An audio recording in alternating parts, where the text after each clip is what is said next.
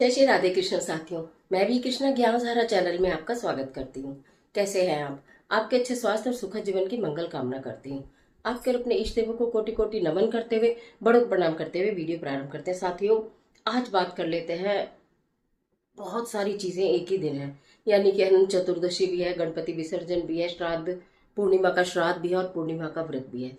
अब बहुत कंफ्यूजन है। इन सारे कंफ्यूजन को दूर करने के लिए ये वीडियो में मैं सारी जानकारी लेकर आई हूँ कि कौन सा कार्य आप किस दिन करें। चलिए झटपट वीडियो प्रारंभ कर लेते हैं। लेकिन इससे पहले चैनल पर नए आए तो चैनल को सब्सक्राइब कर लीजिएगा और बेल आइकन का बटन भी प्रेस कर लीजिएगा, जिससे आने वाली वीडियोस का नोटिफिकेशन आपको मिले सबसे पहले। मैं बात कर रही हूँ पूर्णिमा तिथि की। यदि भाद्रपद माह की पूर्णिमा अपने आप में सर्वश्रेष्ठ पूर्णिमा, और कहा जाता है यूं तो सारी पूर्णिमा श्रेष्ठ होती है, पर ये खास पूर्णिमा है। इसका विशेष महत्व होता है क्योंकि इस दिन देवता और पितृ दोनों की पूजा की जाती है। देवी देवता और पितरों की दोनों की पूजा करके आप दोनों को प्रसन्न कर सकते हैं। पहली बात सॉरी।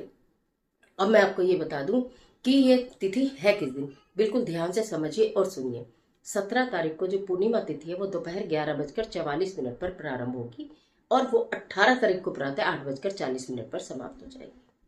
ठीक है। इस दिन हमारी अनंत चतुर्दशी भी है और गणपति विसर्जन भी है। अनंत चतुर्दशी की पूजा और गणपति विसर्जन जो है वो आपको 11:44 तक कर लेना चाहिए।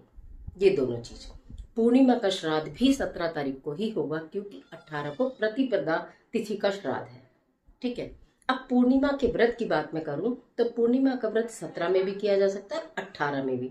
जिन लोगों को चंद्र पूजन करना होता है, भगवान विष्णु और लक्ष्मी जी की पूजा करनी होती है, वो 17 को व्रत कर सकते हैं क्योंकि चंद्र दर्शन जो होंगे वो 17 को 6:33 के बाद होने लगेंगे।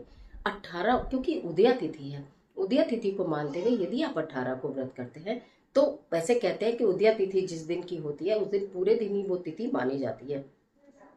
तो पूर्णिमा का व्रत, स्नान दान, वैसे तो 18 तारीख को पूर्णिमा का स्नान कर सकते हैं, दान कर सकते हैं, सत्यनारायण भगवान की कथा कर सकते हैं। किंतु यदि आपने 17 तारीख में अनंत चतुर्दशी का व्रत किया है या उसकी पूजा की है, या 17 तारीख में आपने गणपति विसर्जन किया है, 17 तारीख में आपने पितृ पूजन किया है यानी कि पितृपक्ष की पूर्णिमा की है, ये 3 कार्य एक साथ किए हैं, तो आप 18 तारीख को पूर्णिमा का व्रत कर सकते हैं। तो कहने का मतलब यह है कि दोनों दिन है, 2 दिन है, चीजें बहुत सारी हैं करने के लिए। कंफ्यूज बिल्कुल मत होइएगा। अगर आपके यहाँ श्राद्ध नहीं होता पूर्णिमा का, अगर आपने गणपति जी नहीं बिठाए, अगर आप अनंत चतुर्दशी नहीं कर रहे, तो फिर आप 17 तारीख में पूर्णिमा का व्रत कर लीजिए। अगर आपने इन चीजों में से कोई भी चीजें की हैं तो फिर आप 18 में भी प्रातः उदया तिथि में पूर्णिमा है तो आप भगवान का नाम लेकर कर सकते हैं। इस कंफ्यूजन को दूर करिए। पूर्णिमा तिथि पर कहा जाता है पीपल वृक्ष में माता लक्ष्मी का वास होता है, और चूंकि पितरों का वास भी पीपल वृक्ष में होता है। आप बात को यहाँ समझिए कि कितनी श्रेष्ठ है ये तिथि। बहुत सारा कंफ्यूजन है, उस कंफ्यूजन को छोड़ते हुए आप अपना मन एक रखिएगा कि हमें 17 में रखना है या 18 में रखना है और हमें किस तरह से कार्य को करना है। तो पूर्णिमा तिथि, क्योंकि श्राद्ध पूर्णिमा का तो 17 को ही होगा, अगले दिन प्रतिपदा तिथि है, इस दिन ऋषियों का श्राद्ध भी होता है पूर्णिमा पर।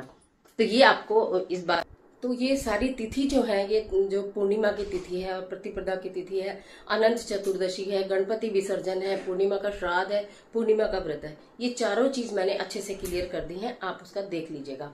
बात मैं कर रही हूँ कि पीपल वृक्ष में माता लक्ष्मी का और पितरों का भी वास है, तो हमें क्या करना चाहिए। पीपल के वृक्ष की पूजा और परिक्रमा सर्वश्रेष्ठ बताई गई है। आप थोड़ा सा जल लीजिए, गंगा जल लीजिए, उसमें दूध डालिए, थोड़े से चावल डालिए, थोड़ी सी मिश्री डालिए और एक चुटकी काले तिल डालिए और पीपल वृक्ष में उसको अर्पित करने के बाद 11 परिक्रमा करिए।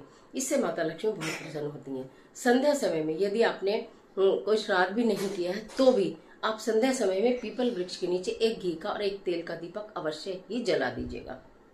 कहा जाता है घी का दीपक गोल बाती का लक्ष्मी जी के लिए और तेल का दीपक लंबी बाती का पितरों के लिए।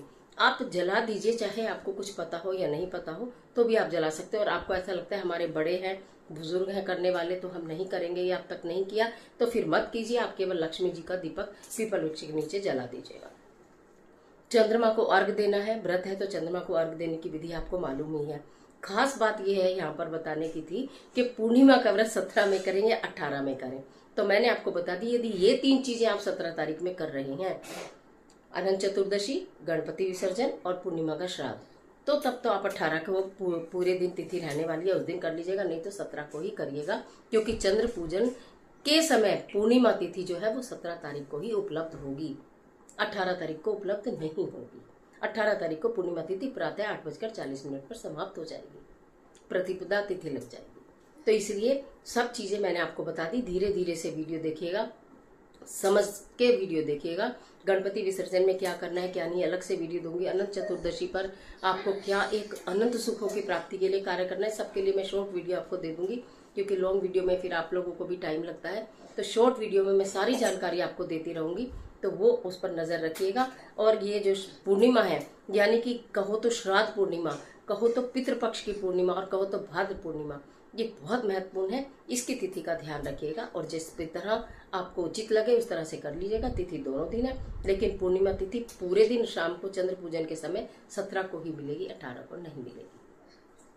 तो आज के लिए इतना ही, इजाजत दीजिए। आशा करती हूँ वीडियो आपके लिए बहुत उपयोगी साबित होगी। मिलती हूँ और जबरदस्त वीडियो के साथ, तब तक हंसते रहिए, मुस्कुराते रहिए, अपना और अपने अपनों का ख्याल कीजिए। वीडियो अच्छी लगे तो लाइक कीजिए, फ्रेंड्स के साथ शेयर करना बिल्कुल मत भूलिए और कमेंट बॉक्स में अपने इष्ट देव का स्मरण जरूर करिए।